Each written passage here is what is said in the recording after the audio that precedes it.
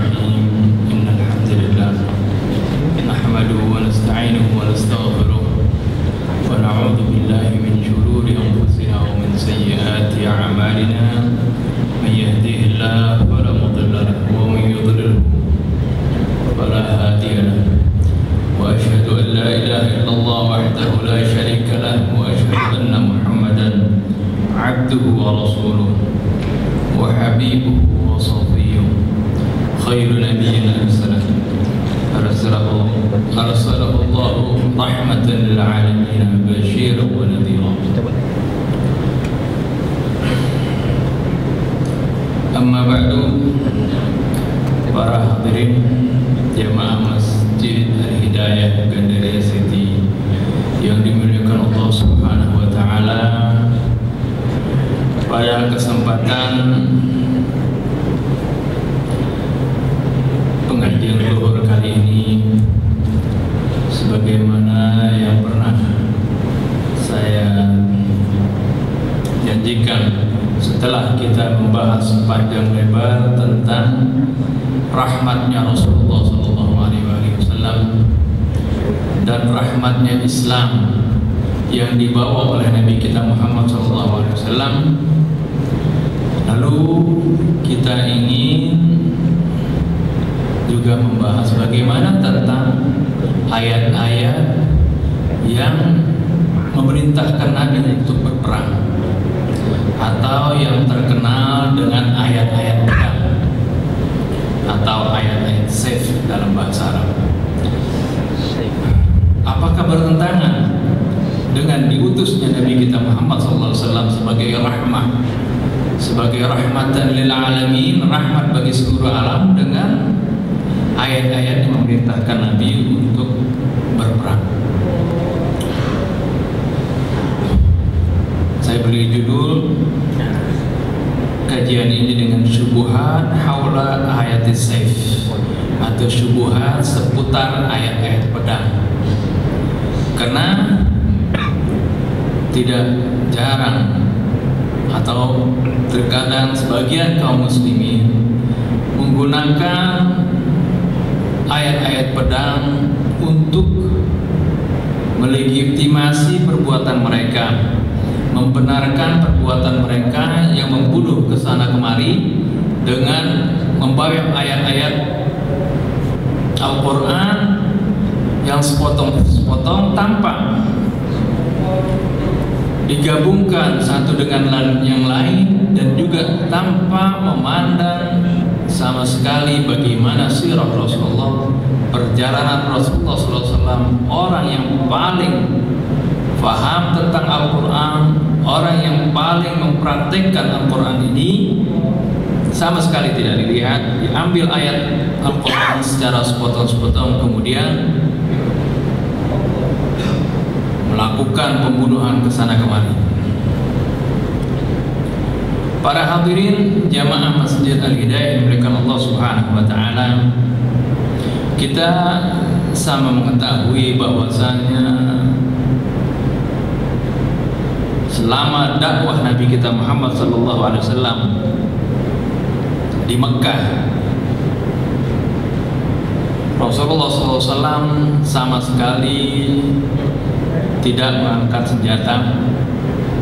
Arti selama 13 tahun Rasulullah berdakwah dan belum ada perintah atau izin untuk melakukan perlawanan dengan pedang. Perintah jihad sudah ada pada waktu itu dengan firman Allah Subhanahu wa taala, wajahidhum bihi jihadan kabira, dan berjuanglah menghadapi mereka dengan perjuangan yang sangat besar. Perjuangan Nabi dengan para sahabatnya pada waktu itu memang begitu berat, dan ini adalah merupakan perjuangan yang sangat besar, di mana pada saat itu Rasulullah SAW berjuang dengan berbagai cara, dengan dialog, dengan dakwah, mengajak dengan akhlak yang baik, ya. Sampai beliau hijrah ke Madinah pun masih belum diizinkan untuk berperang.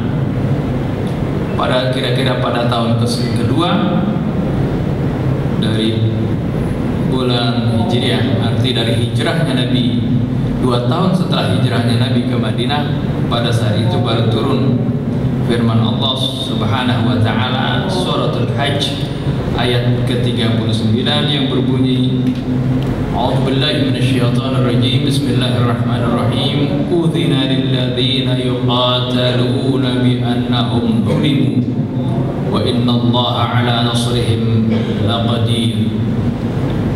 Diizinkan bagi orang-orang yang diperangi. Jadi Allah Subhanahu wa taala memberikan izin kepada kaum muslimin disebabkan mereka diperangi.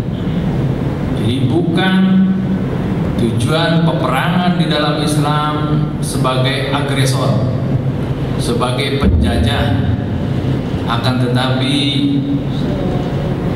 adalah sebagai pembelaan diri, disebabkan mereka diperangi. Bi annahum zulimu, karena mereka dizalimi. Wa innallaha ala nasrihim laqadir, dan sungguhnya Allah Maha Kuasa untuk memberikan kemenangan kepada mereka. Alladzina ukhriju min diyarihim bighairi haqq, yang mana mereka diusir dari tanah air mereka tanpa hak.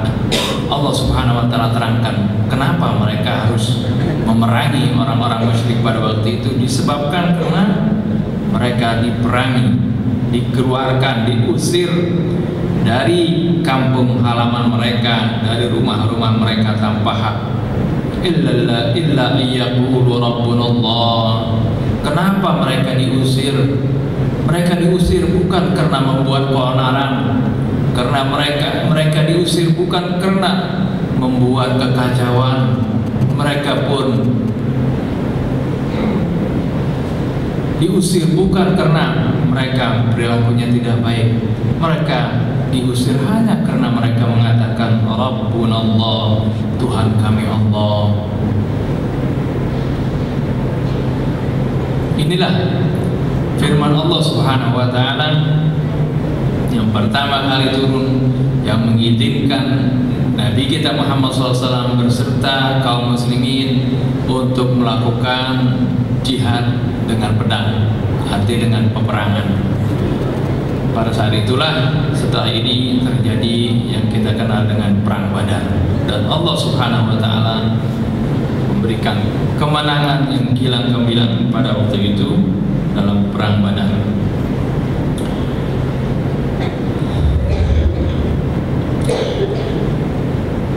Di dalam firman Allah Subhanahu wa taala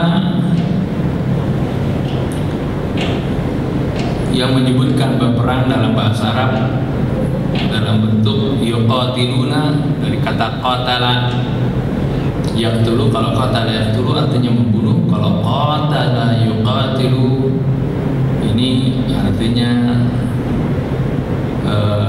ada dua belah pihak pelakunya, atau dalam bahasa Arab, kaidah bahasa Arab disebut bina musyarakah.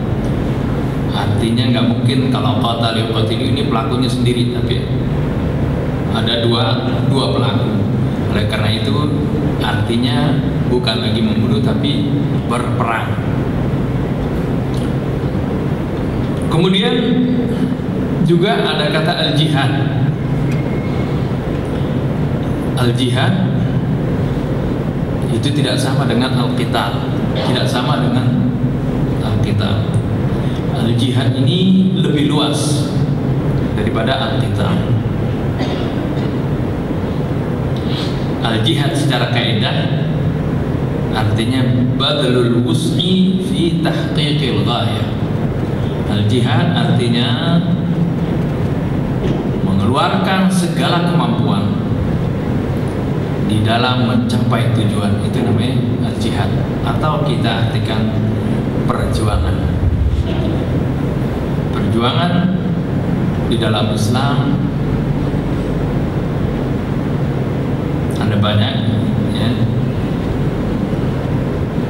kita bagi di sini ya, perjuangan yang kita kenal di dalam Islam itu ada 3 ya. Yang pertama adalah jihad nafs. Jihad, perjuangan mengeluarkan segala kemampuan kita di dalam menundukkan hawa nafsu. Jihadun nafs.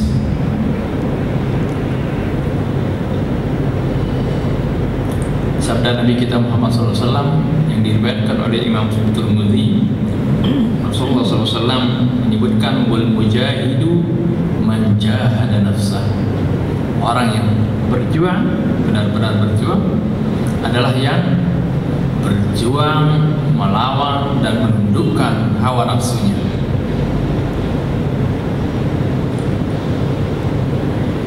Ya, sebab mungkin ada orang berjuang dengan peperangan misalnya. Wah, kita bisa lihat dia adalah seorang pejuang. Tapi terkadang dia tidak dikategorikan sebagai pejuang di sisi Allah Subhanahu wa taala. Oleh karena itu pernah kejadian pada zaman Rasul sallallahu alaihi wasallam. Salah seorang maula Rasulullah sallallahu alaihi wasallam. Maula Rasulullah artinya orang yang berkas budak Rasulullah yang dimerdekakan oleh Rasul. Dia ikut berjuang, berperang sampai terbunuh di dalam satu peperangan. Sahabat-sahabat memuji, aduh betapa beraninya dia. Wah, dia mungkin dia adalah min ahli jannah, masuk surga karena pahala berjuang di jalan Allah itu balasannya surga. Tapi Rasulullah SAW kemudian mengatakan huwa finnar, dia di dalam api neraka. Sahabat-sahabat heran, kenapa bisa demikian? Kemudian setelah diperiksa, ternyata dia menyembunyikan ada selembar baju yang dia sembunyikan untuk kepentingan dirinya. Oleh karena itu Rasulullah mengatakan dia berkhianat.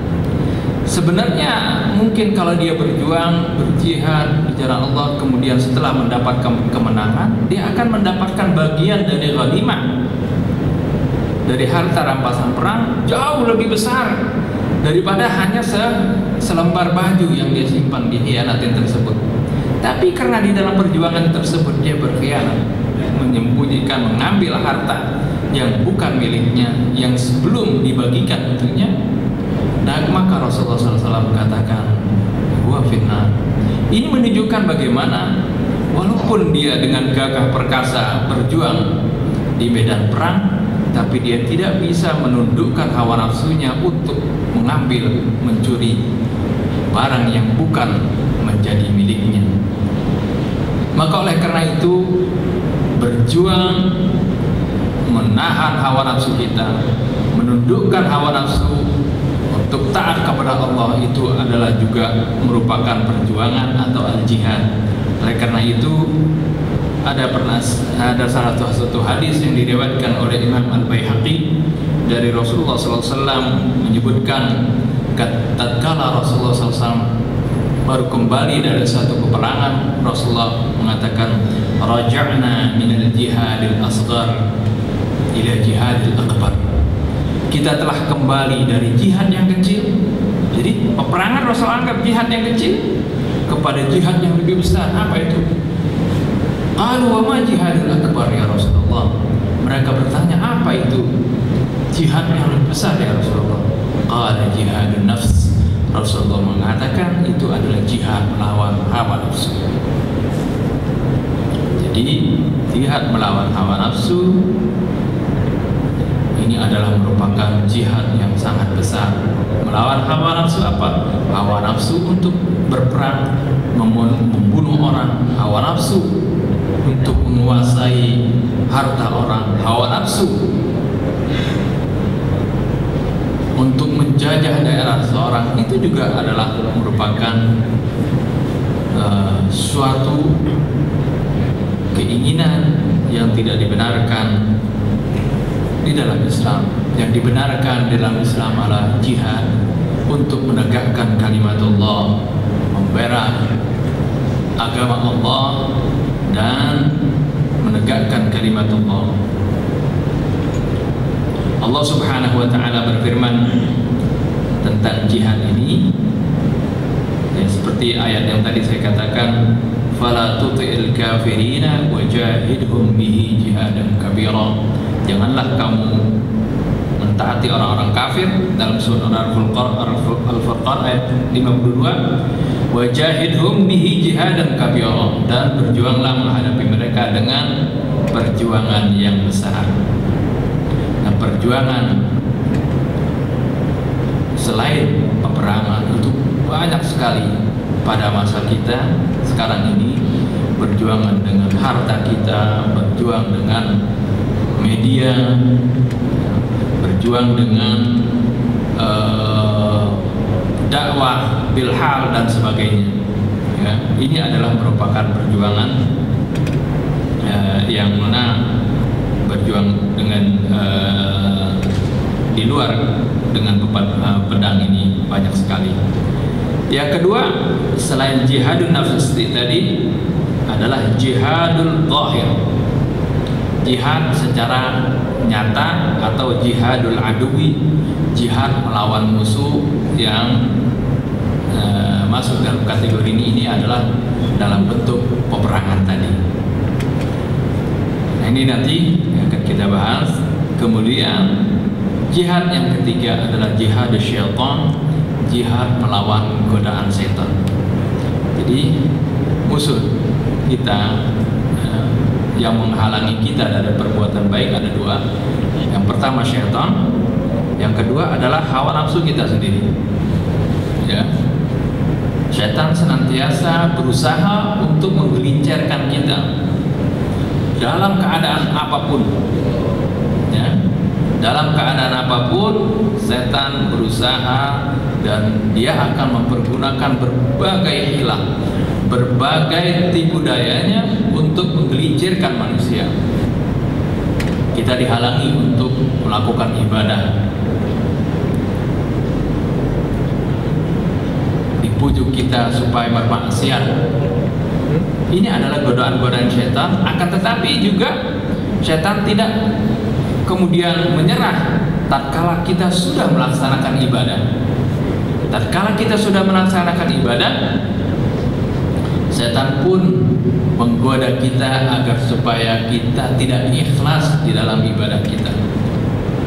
Ya, kita sudah melaksanakan ibadah, kita sudah sholat dengan baik, puasa dengan baik, mengeluarkan zakat.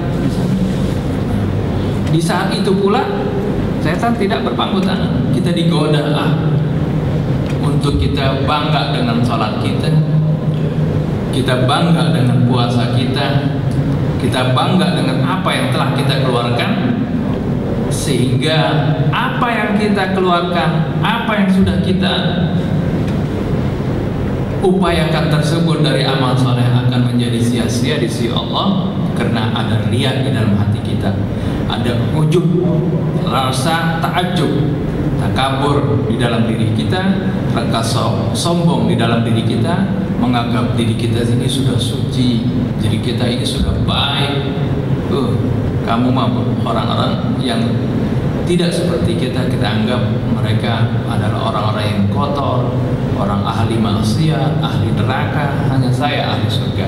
Ini juga adalah bagian dari upaya syaitan untuk menggelincirkan manusia.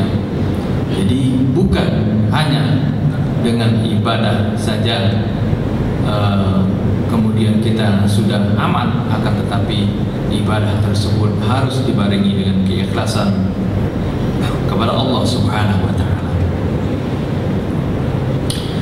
Kemudian jalan-jalan untuk berjihad di jalan Allah, terutama sekali jihadul adwi, jihad menghadapi musuh, ya. Ini berbagai cara, banyak cara yang harus ditempuh. Oleh karena itu Allah Subhanahu wa ta'ala pun berfirman agar supaya kaum muslimin ini di dalam menghadapi musuh, ya, bukan berarti firman Allah tadi diizinkan bagi mereka untuk berperang disebabkan mereka dizalimi, karena mereka ditindas, mereka diusir.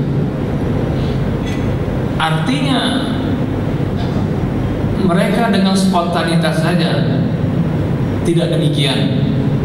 Tapi Allah Subhanahu wa ta'ala memerintahkan kepada kita, walaupun kita ini dalam keadaan damai, hendaknya kita berjuang dengan berbagai cara, berbagai wasilah, berbagai jalan. Allah Subhanahu wa ta'ala berfirman, wa'iddu lahum mastata'tum min quwwatin wa min ribatil khairi turhibuna bihi aduwakum wa aduwallah.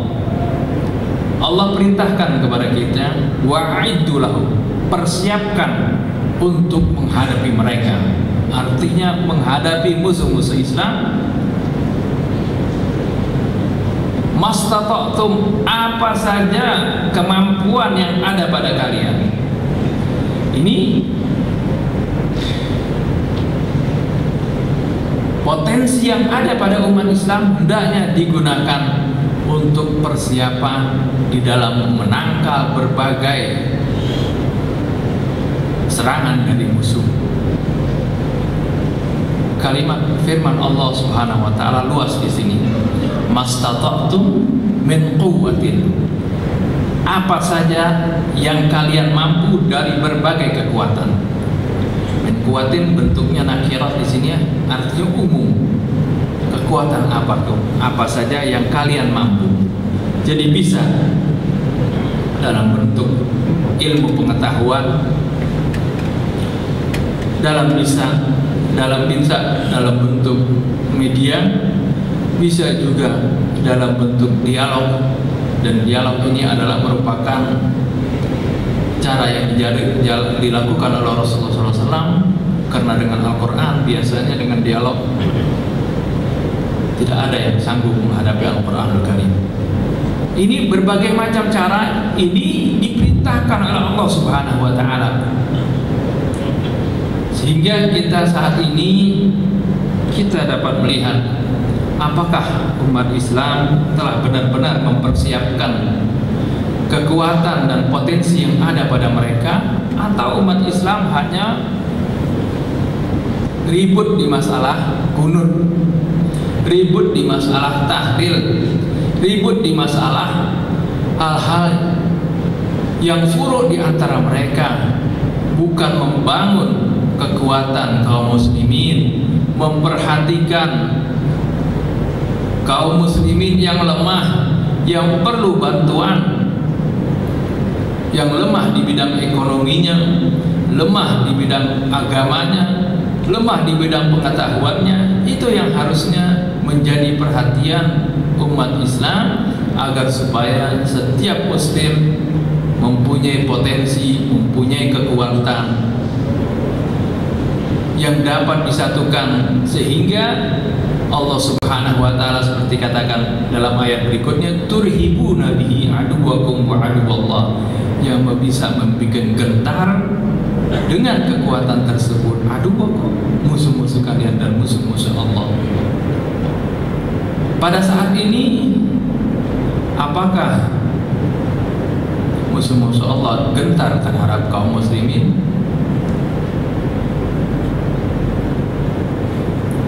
Kita bisa saksikan sendiri bagaimana keadaan kaum muslimin yang menjadi bulan-bulanan. Kaum muslimin yang saling bunuh di antara mereka. Kaum muslimin yang wajah mereka makin lama makin rusak, makin jelek. Di mata sekarang media bisa melihat, bisa disebarluaskan. Kejadian di satu daerah bisa disebarluaskan ke seluruh dunia, sehingga kejelekan, kebrutalan kebiadaban oknum-oknum kaum muslimin bisa disebarluaskan, dan itu dibumbu-bumbi kemudian dijadikan label bahwasanya inilah Islam. Oleh karena itu, ini juga tidak terlepas dari sikap kaum muslimin sendiri yang berperilaku dan menggunakan ayat-ayat Al-Quran sebagai pembenaran dari sikap-sikap mereka. Oleh karena itu, nanti mungkin tidak akan selesai dalam satu season ini, dalam satu pertemuan akan kita jelaskan bagaimana firman-firman Allah yang memerintahkan kaum muslimin untuk berperang. Ayat-ayatnya apakah bertentangan satu ayat dengan ayat yang lain? Tentunya kita meyakini firman Allah yang mengatakan bahwasanya firman Allah Subhanahu wa taala itu setiap ayatnya semuanya itu saling bertautan, setiap ayatnya saling menafsirkan satu dengan lainnya. Dan Allah Subhanahu wa taala tentunya tidak lupa sifat Allah, ya, tidak lupakan sesuatu. La ta'khudhuhu sinatun wala naum. Ini sering kita baca di dalam ayat kursi bahwasanya Allah Subhanahu wa taala tidak dihinggapi rasa ngantuk ataupun tidur.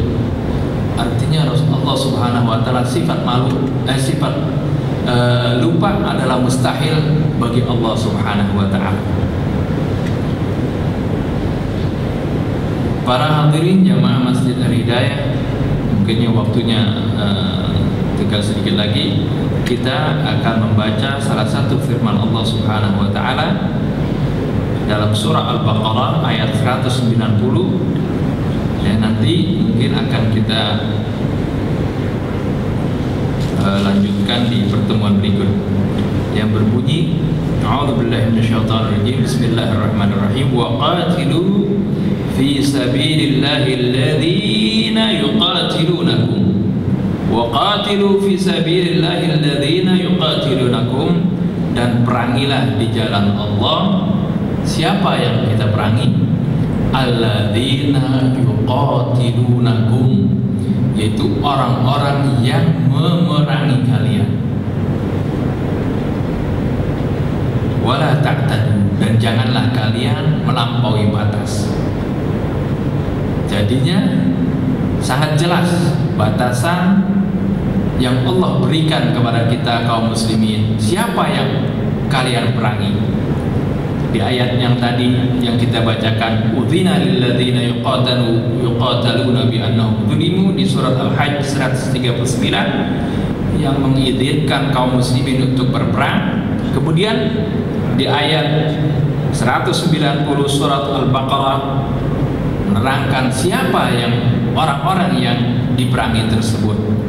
Yaitu di sini sangat jelas. Jadi waqatilu fi sabilillah, dan perangilah di jalan Allah. Alladzina yuqatilunakum, orang-orang yang memerangi kalian. Jadi yang diperangi adalah orang-orang yang memerangi kalian. Jadi kalau yang tidak memerangi kita, yang mau hidup damai dengan kaum muslimin, itu sama sekali tidak diizinkan oleh Allah untuk memerangi mereka. Dan juga di dalam memerangi mereka tersebut, Allah batasi lagi, wala ta'tadu, janganlah kalian melampaui batas. Ini apa yang disyariatkan oleh Allah, difirmankan oleh Allah, dijalankan sepenuhnya oleh Nabi dan para sahabat yang di dalam berperang. Oleh karena itu setiap Nabi berperang selalu berwasiat kepada pasukannya, janganlah kalian membunuh orang-orang yang tidak berperang bersenjata. Janganlah kalian, artinya memerangi nenek-nenek atau kakek-kakek, orang yang tua. Janganlah kalian memerangi anak-anak. Janganlah kalian membunuh para wanita yang tidak ikut berperang. Janganlah kalian menghancurkan bangunan-bangunan. Janganlah kalian merusak pohon-pohonan. Ini adalah peperangan di dalam Islam yang tidak membuat kerusakan. Jadi yang diperangi memang tentara yang memerangi kaum muslimin. Jadi walaupun diizinkan berperang, tapi peperangan di dalam Islam benar-benar penuh adab, ya, benar-benar tidak melampaui nilai-nilai kemanusiaan. Apa yang dijalankan oleh Rasulullah SAW dan para sahabatnya, dan sesuai dengan Al-Quran Karim, kita bisa saksikan peperangan-peperangan, kita bandingkan dengan peperangan-peperangan yang terjadi saat ini. Wala ta'tadu innallaha la yuhibbul mu'tadin, dan janganlah kalian melampaui batas, sungguhnya Allah tidak suka kepada orang-orang yang melampaui batas. Nah, ini nanti ada ayat berikutnya, dan juga bagaimana dengan firman Allah yang mengatakan waqatilul musyrikina kafah, dan perangilah kaum musyrikin secara kafah. Ini juga sering disalahartikan. Insya Allah nanti akan kita bahas dalam pertemuan yang akan datang, ya. Masih di dalam tema syubhat haula ayatis sayf, atau syubhat atau kesamaran, kerancuan seputar ayat-ayat pedang. Kerancuan ini sebenarnya bukan dari ayat Quran itu sendiri, tapi kerancuan adalah yang dibuat rancu oleh orang-orang yang ingin mengambil ayat-ayat Quran secara sepotong-sepotong, maka sehingga nampak hal tersebut sebagai kerancuan. Tapi di dalam ayat Quran tidak ada, ya, yang rancu, semuanya saling menafsirkan satu sama lain. Adapun ayat-ayat mutasyabihat yang disebutkan dalam Al-Quran itu adalah bukan yang dimaksud dengan ayat-ayat pedang ini. Insya Allah akan kita bahas secara panjang lebar pada pertemuan yang akan datang. Ini saja yang dapat saya sampaikan, mudah-mudahan bermanfaat.